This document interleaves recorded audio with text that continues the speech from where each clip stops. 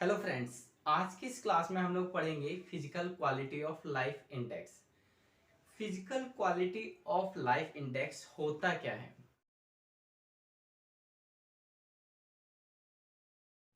देखिए, किसी भी कंट्री में जो लोग रहते हैं उन लोगों की लाइफ की कैसी क्वालिटी है, उसकी लाइफ की क्वालिटी को हम लोग नापने के लिए इस मेथड का यूज करते हैं। Basically physical quality of life index एक ऐसा मेथड है जिस मेथड की हेल्प से हम किसी कंट्री में रहने वाले लोगों की लाइफ की फिजिकल क्वालिटी को मेजर कर सकते हैं, नाप सकते हैं। देखिए, जो लोग हैं उनकी लाइफ की जो फिजिकल क्वालिटी होती है वो तीन चीजों पे डिपेंड करती है अकॉर्डिंग टू दिस मेथड। जो पहली चीज है that is life expectancy at age 1। अब इसका क्या मतलब है? लाइफ एक्सपेक्टेंसी का मतलब ये होता है कि कोई इंसान एवरेज कितने साल तक जीता है। हम ये मान के चलते हैं किसी कंट्री में ज्यादातर लोगों की जो एज है वो 60 ईयर है, तो उस कंट्री की जो लाइफ एक्सपेक्टेंसी होगी वो 60 ईयर होगी। अब दूसरी बात है infant mortality rate. Infant mortality rate का मतलब होता है किसी कंट्री में जब बच्चा जन्म लेता है तो 1000 में से कितने ऐसे बच्चे हैं जो अपनी एज का 1 साल भी पूरा नहीं कर पाते हैं। मतलब 1000 में से कितने ऐसे बच्चे हैं जो 1 साल से पहले एक्सपायर हो जाते हैं। तो दूसरा जो मेजरमेंट है, दूसरा जो इंडिकेटर है वो है इन्फेंट मोर्टेलिटी रेट। तीसरी बात है लिटरेसी रेट। लिटरेसी रेट का मतलब तो आपको पता है, साक्षरता दर, मतलब कितने परसेंट लोग पढ़े लिखे हैं। अब किसी कंट्री में लाइफ एक्सपेक्टेंसी जितनी ज्यादा होगी, physical quality of life index भी उतना अच्छा होगा। मतलब इसका पॉजिटिव रिलेशनशिप है। इन्फेंट मोर्टेलिटी रेट कम होनी चाहिए। ये जितनी कम होगी इसका मतलब है वहां पर लाइफ की क्वालिटी उतनी अच्छी है। नंबर ऑफ डेथ तो कम होनी चाहिए ना। मोर्टेलिटी रेट का मतलब क्या होता है? Death rate. और इन्फेंट मोर्टेलिटी रेट का मतलब कि जो लोग अपनी एज का 1 साल, मतलब जो लोग नहीं, बच्चे, जो बच्चे अपनी लाइफ का 1 साल भी पूरा नहीं कर पाते हैं और उससे पहले एक्सपायर हो जाते हैं। लिटरेसी रेट का physical quality of life index से पॉजिटिव रिलेशनशिप है। जितनी जिस इकोनॉमी की कंट्री की लिटरेसी रेट होगी वहां लोगों की जो लाइफ की क्वालिटी है वो उतनी बेटर होगी। ये तीन इंडिकेटर्स हैं जो physical quality of life index को इंडिकेट करते हैं, उसकी जानकारी हमें देते हैं। अब अगली बात है कि हम लोग इसको नापते कैसे हैं। देखिए, इसको नापने का एक स्केल होता है। स्केल का मतलब होता है किसी भी चीज को नापने का एक तरीका। इसको नापने का जो स्केल है वो है 1 से लेकर 100 के बीच में। अगर किसी कंट्री का फिजिकल क्वालिटी लाइफ इंडेक्स 1 आता है तो इसका मतलब है उस कंट्री की जो परफॉर्मेंस है वो वर्स्ट है। वर्स्ट का मतलब वो सिचुएशन बिल्कुल बेकार है।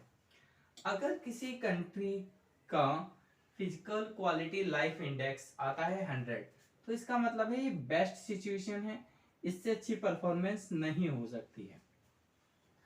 अब हम बात करेंगे कि लाइफ एक्सपेक्टेंसी का एज क्या होता है। तो देखिए, हम लोग जब लाइफ एक्सपेक्टेंसी की बात करते हैं तो यहां पर जो वर्स्ट सिचुएशन होती है, वर्स्ट और बेस्ट। वर्स्ट सिचुएशन का मतलब है 28। अगर किसी कंट्री की लाइफ एक्सपेक्टेंसी 28 ईयर है या फिर 28 ईयर से कम है तो इसका मतलब है वर्स्ट सिचुएशन है। और बेस्ट सिचुएशन होती है 77। अगर किसी कंट्री में लाइफ एक्सपेक्टेंसी 77 ईयर है तो हम इसे मानते हैं कि वो बेस्ट सिचुएशन है। और 77 से और ऊपर है, 78 है, तो बहुत ही अच्छी है। एक मैं आपको इकोनॉमी बताता हूँ, एक कंट्री बताता हूँ जिसने लाइफ एक्सपेक्टेंसी की बेस्ट सिचुएशन को सबसे पहले अचीव करा था। वो कंट्री है स्वीडन। स्वीडन ने 1973 में इतनी लाइफ एक्सपेक्टेंसी को अचीव कर लिया था। एट प्रेजेंट अगर मैं एक इकोनॉमी बताऊं कि जिसमें लाइफ एक्सपेक्टेंसी बहुत अच्छी है तो वो है जापान। जापान में लाइफ एक्सपेक्टेंसी 80 से भी ज्यादा है, मतलब 80 ईयर से भी ऊपर है। तो लाइफ एक्सपेक्टेंसी अगर वर्स्ट है तो इसका मतलब है वहां पे लाइफ एक्सपेक्टेंसी 28 ईयर्स से। अब जिस कंट्री की लाइफ एक्सपेक्टेंसी 28 होगी उसको वर्स्ट मानेंगे। वर्स्ट के लिए क्या नंबर दिया जाता है? 1। जिस कंट्री की लाइफ एक्सपेक्टेंसी 77 ईयर होगी, 77 को 1 सॉरी बेस्ट माना है, तो बेस्ट के लिए हम लोग क्या यूज करेंगे? 100। ठीक है, जैसे आपको मार्क्स मिलते हैं ना 1 से 100 के बीच में, ये भी बिल्कुल ऐसे ही है। मार्क्स तो खैर 0 भी हो सकते हैं, यहाँ पर हम लोगों ने 0 का यूज नहीं करा है। हमने नहीं, मतलब मॉरिस डी मॉरिस ने, उन्होंने नहीं करा है, उन्होंने डिफाइन करा है, हम तो उनको फॉलो करते हैं। अब बाकी कंट्री की वैल्यू इसके बीच में होगी, जैसे किसी की 29 है और 76 है, तो उनको वैल्यू दी जाएगी 1 से 100 के बीच में। ठीक है, आप लोग यहां तक नोट कर लो। फिर हम बात करते हैं इन्फेंट मोर्टेलिटी रेट की। तो इन्फेंट मोर्टेलिटी रेट की अगर बात करी जाए तो उसमें जो वर्स्ट सिचुएशन है वो है 229। अगर किसी कंट्री में 1000 बच्चों में से 229 बच्चे अपनी लाइफ का 1 साल भी पूरा नहीं कर पाते हैं, तो इसका मतलब है उस सिचुएशन में वो कंट्री वर्स्ट सिचुएशन में है, इससे बेकार दशा नहीं हो सकती है। अब अगर हम बात करते हैं इन्फेंट मोर्टेलिटी रेट में, बेस्ट सिचुएशन क्या हो सकती है? वो हो सकती है 9/1000। इसका मतलब है ये एक ऐसी कंट्री है जिसमें 1000 में से सिर्फ 9 ऐसे बच्चे हैं जो अपनी उम्र का 1 साल पूरा नहीं कर पाते हैं। बाकी जो बच्चे बचे हैं 991 यानी 991, वो अपनी लाइफ का 1 साल पूरा कर लेते हैं। अब इस तरह की जो कंट्री है जिसमें इन्फेंट मोर्टेलिटी रेट इतनी ज्यादा है, उसको जो स्केल मिलेगा, स्केल मैंने बताया था 1 से 100 के बीच में होता है, उसको 1 मिलेगा। जो इस सिचुएशन को अचीव कर लेगा उसे 100 मिलेगा।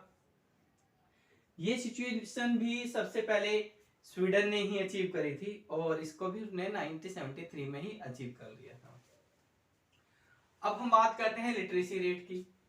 तो जो लिटरेसी रेट है, लिटरेसी रेट में जो वर्स्ट सिचुएशन होती है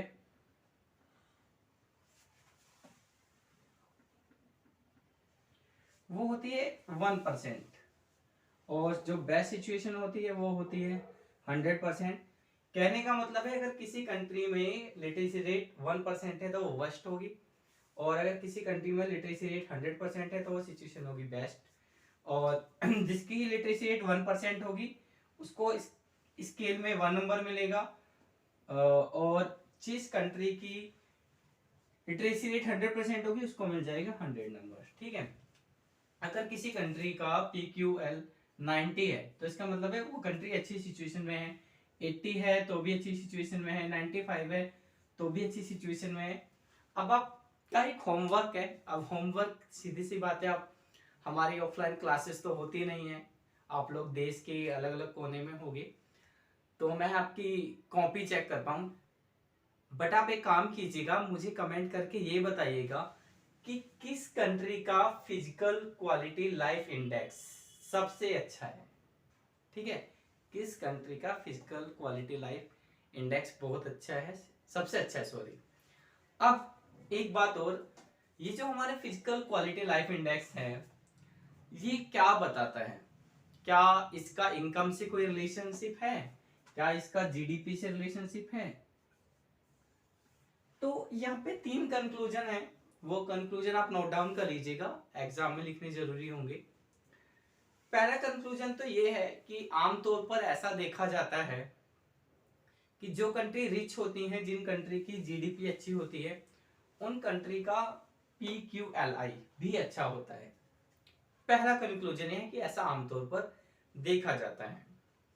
दूसरा कंक्लूजन ये है कि ऐसा जरूरी नहीं है कि जितनी भी कंट्री रिच हैं, जितनी भी कंट्री की GDP ज्यादा है, उन सभी इकोनॉमी में PQLI अच्छा हो, स्ट्रांग हो। ठीक है, अब इसके दो एग्जाम्पल है। एग्जाम्पल यह है कि जो सऊदी अरेबिया है उसे अगर आप जीडीपी में पर कैपिटा इनकम के हिसाब से देखो तो वो एक रिच कंट्री है, बट उसका physical quality life index Sri Lanka से भी कम है। जबकि श्रीलंका एक डेवलपिंग कंट्री है, वहां की per capita income Saudi Arabia से काफी कम है। तो पहला कंक्लूजन तो ये था कि ये बात ठीक है कि आमतौर पर ऐसा होता है, जनरली इट इज सीन कि जिस कंट्री की जीडीपी ज्यादा होगी उसका पीक्यूएलआई भी ज्यादा होता है। ये ऐसा है, बट हम इसे ये नहीं मान सकते कि ये फाइनली रिजल्ट है, ये परमानेंट सच है। ऐसा भी हो सकता है कि कोई कंट्री जिसकी जीडीपी कम हो उसका पीक्यूएलआई अच्छा हो, और कोई कंट्री जिसकी जीडीपी कम हो जिसकी पर कैपिटा इनकम कम हो उसका पीक्यूएलआई कम हो। Means there is no strong correlation between GDP and PQLI. तो ये हो गया आपका पीक्यूएलआई। अब अक्सर एग्जाम में एक क्वेश्चन और पूछा जाता है related to index, that is HDI. HDI की फुल फॉर्म होती है ह्यूमन डेवलपमेंट इंडेक्स। तो आप इसे नोट कीजिए, हम लोग स्टार्ट करते हैं ह्यूमन डेवलपमेंट इंडेक्स। देखिए बेसिकली है क्या, जो हम लोगों ने पीक्यूएलआई बनाया था, हमने नहीं, मॉरिस डी मॉरिस ने, उसमें इनकम के बारे में जिक्र नहीं करा गया, जबकि इनकम भी के बारे में भी जिक्र किया जाना चाहिए, क्योंकि जब तक इनकम नहीं होती है तो हमारी जो लाइफ है वो उतनी बेटर नहीं हो पाती है।